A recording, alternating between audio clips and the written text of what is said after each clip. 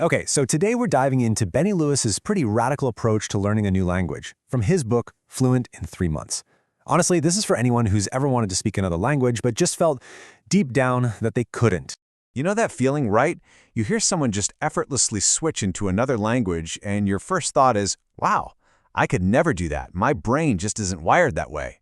Well, a whole lot of us feel that way. But what if that one belief is just plain wrong? These are the classics, aren't they? The big mental walls we put up. We convince ourselves we're too old, we don't have time, or that we blew our chance back in high school. But according to Lewis, these aren't real reasons. They're just myths. And the biggest myth of all? This idea of a language gene. To really blow this myth right out of the water, we don't even need a complicated scientific study. Nope, we just need to meet one person whose story completely changes the game on what we think is possible. That's not a typo. Julie Ferguson, who has significant sensory disabilities, has mastered 5 different languages and can get by in a bunch of others. I mean, if language learning was all about having the perfect set of genes, her story just wouldn't be possible. And look, her journey was not easy. It actually started with what looked like failure. Her first French class was a complete disaster.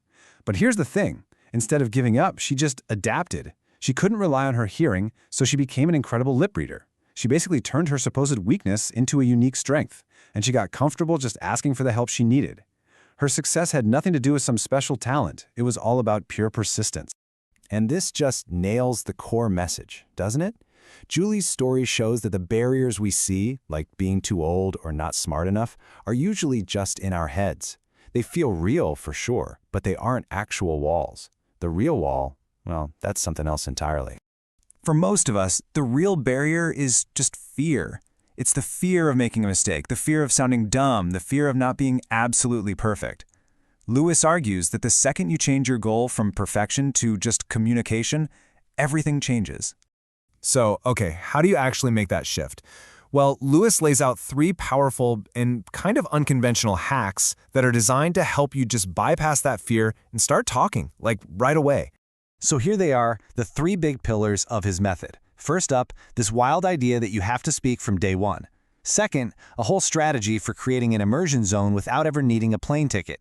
And finally, a really cool technique to basically hack your own memory so new words actually stick. Now, speak from day one sounds absolutely terrifying. I get it. But here's what it looks like in the real world. Before going to meet a friend in Warsaw, Lewis spent just 2 hours, 2, with a phrasebook. He wasn't trying to master Polish. He was just trying to get a few key sentences ready. The goal wasn't fluency. It was just to have one single conversation. And this right here is the key. When he didn't know the perfect, grammatically correct phrase, he didn't just give up and switch to English. He got creative with the few words he had. Now, problem with camera is a total mess grammatically, but you know exactly what he means, right? It's about getting the idea across, not conjugating the verb perfectly. Okay, hack number 2 really goes after that but I can't afford to travel excuse. Let me tell you about Moses McCormick. This guy is a polyglot who practices dozens of languages just by walking up to strangers in a shopping mall in Columbus, Ohio. His story is all the proof you need that you don't have to be in Paris or Tokyo to get real speaking practice. And you can do this too, right now. You build your own little immersion zone. You can use apps to find language exchange groups near you. You can find a super affordable online tutor on a site like italki. And even the small stuff adds up. Switch your phone to your target language. Stream a radio station from that country. Watch a TV show in its original language. The point is to just surround yourself with it until it starts to feel normal. The last hack is all about memory. You know, traditional learning, just repeating a word over and over again, is so boring and honestly doesn't work that well. The keyword method is totally different. It's about creating a ridiculous or funny or just super vivid little movie in your head that connects a new word to something you already know. So check this out. Let's say you need to remember the French word for train station, which is gare. You could say it 50 times. Or you could picture Garfield the cat frantically running through a train station. See, gare sounds a little bit like Garfield. Now, which of those 2 do you think your brain is going to remember when you're under pressure? Yeah, the ridiculous picture wins every single time. So we've got all these great tools, right? But there's still one huge obstacle, that feeling that we're just not ready yet, that we need to study just a little bit more before we can actually start speaking. You know what that is? That's the voice of procrastination. And this might be the most important line in the whole book. It is a direct challenge to that "I'll get to it eventually" mindset. Someday is not a real day. It never shows up. The only day you can ever start is today.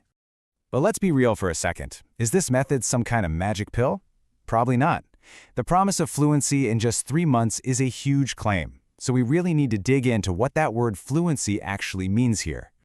The book actually defines fluency using an official European framework. And a B2 level isn't about being perfect. It's not about sounding like a native speaker.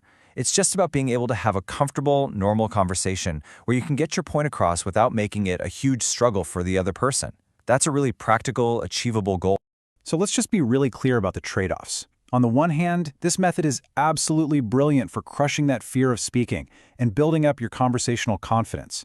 But on the other hand, that intense focus on just talking can mean that things like formal grammar or writing skills get a little left behind. This system is designed to get you talking, not necessarily to help you write a perfect essay. So in the end, this whole thing really comes down to this one single question. After seeing that physical challenges don't have to stop you, that your location isn't a barrier, and that there are real techniques you can use to start, what if the only thing that's actually stopping you is just a story you've been telling yourself? A myth that you could decide to stop believing right now.